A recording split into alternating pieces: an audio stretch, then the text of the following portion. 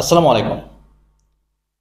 বর্তমান পরিস্থিতি এমন হয়ে দাঁড়িয়েছে যে ছাত্রের কাছ থেকে দর্শন বা রাজনৈতিক জ্ঞান নিতে হয়।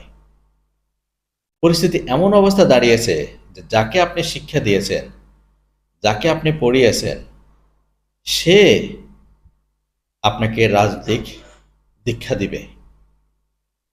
তার ভেতরে গেঁথে থাকা একটা ভুল রাজনৈতিক আদর্শ, যা সে অন্তরে ধারণ করে নিজেকে অন্ধ করে ফেলেছে, সেই ছাত্র, সেই অনুজ আপনাকে শিক্ষা দিতে আসবে রাজনীতি নিয়ে, দর্শন নিয়ে, দেশ পরিচালনা নিয়ে, সামাজিক অস্থিরতা নিয়ে, সামাজিক অবক্ষয় নিয়ে, বা সামাজিক যে কোনো পরিস্থিতি নিয়ে। এটা আমাদের জন্য দুর্ভাগ্যজনক। যে ব্যক্তি একদিন আগে আপনার জন্মগ্রহণ করেছে, সে পৃথিবীটাকে একদিন বেশি দেখেছে। সুতরাং অলওয়েজ মনে রাখবেন, সে আপনার চেয়ে বেশি জানে।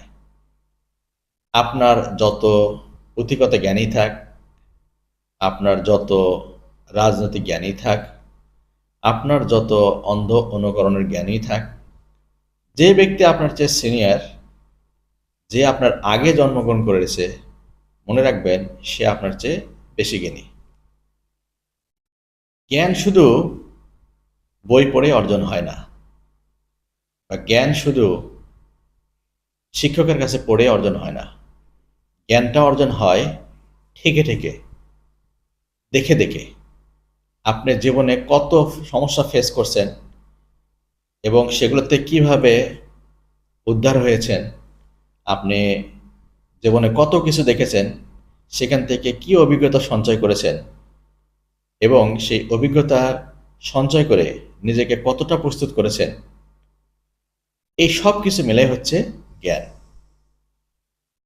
আপনি যত দেখবেন, যত সমস্যায় পড়বেন এবং সেখান থেকে উদ্ধার হবেন, তারপরে সেগুলো নিয়ে গভীরভাবে চিন্তা করবেন, অ্যানালাইসিস করবেন, একে অপরের সাথে মেলাবেন, ভবিষ্যতের ইফেক্টের সাথে মেলাবেন, তাহলে আপনি নিজেকে জ্ঞানে পরিপক্ক করতে পারবেন।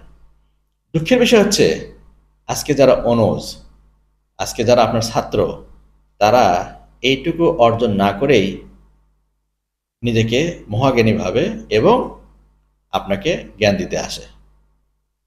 এটা অত্যন্ত দুঃখজনক। এখান থেকে আমাদের